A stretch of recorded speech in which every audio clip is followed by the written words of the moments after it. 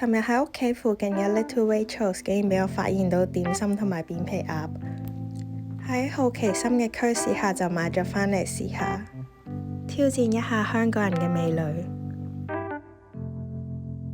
點心呢個好似係聖誕特別版嚟嘅，6磅左右有12嚿，拆開之後係咁樣分開咗一格格，好似好高級咁。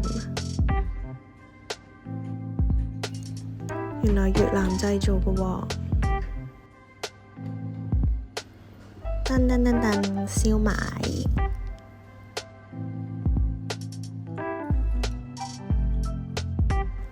紅菜頭蝦餃，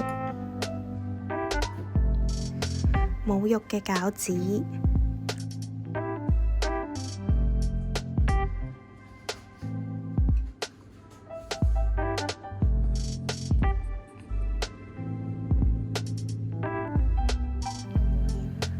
蒸咗7分鐘啦，切開嚟睇下先。佢都係一般點心嘅皮嚟嘅，但係偏厚，加咗啲菜汁，所以變咗綠色。入邊有啲菜啦、葱啦、菇同埋薑。之後呢個蝦餃個皮係用紅菜頭汁做，望落就唔係好開胃啦。切開入邊係攪碎咗嘅蝦啦，同埋啲菜。呢個燒賣一睇就知道同平時食開嘅唔同，佢都係同頭先兩隻一樣用過，即係點心皮做。入邊係冇豬肉嘅，反而加咗啲菜落去。入邊仲送咗一包醬啦，佢寫住係 spicy soy sauce。咁我原本就以為係豉油或者豆瓣醬咁嘅味啦，點知食咗落去之後就覺得似變壞咗嘅甜酸醬多啲。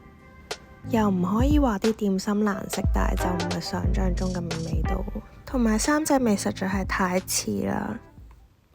跟住呢個扁皮鴨，我覺得好抵，大概8磅左右。英國鴨，英國製造。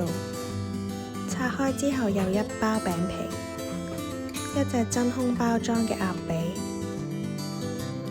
仲有一包海鮮醬。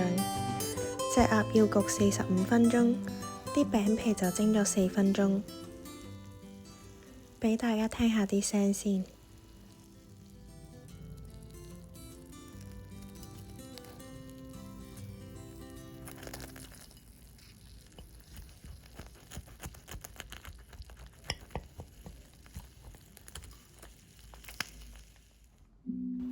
嚟到試味嘅時間啦。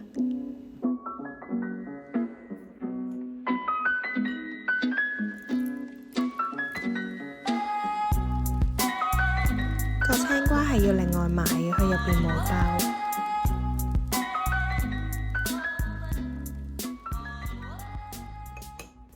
好唔好食？俾多一個 shot 大家感受下。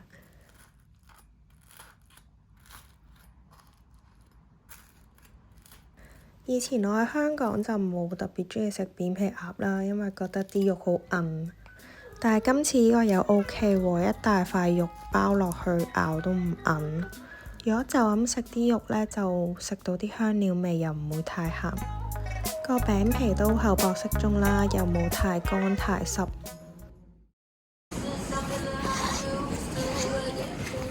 2022年1月1號去咗溜冰，希望可以跣走晒啲衰運。嚟到英國之後，我覺得有一個現象係好奇怪嘅，成日會喺啲 group 入邊見到香港人提醒香港人唔好做啲乜乜乜，唔好點點點影衰香港人。但係我哋唔係為咗想要自由先離開香港咩？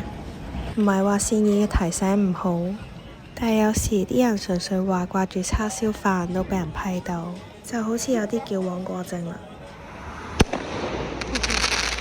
希望新嘅一年大家可以團結啲。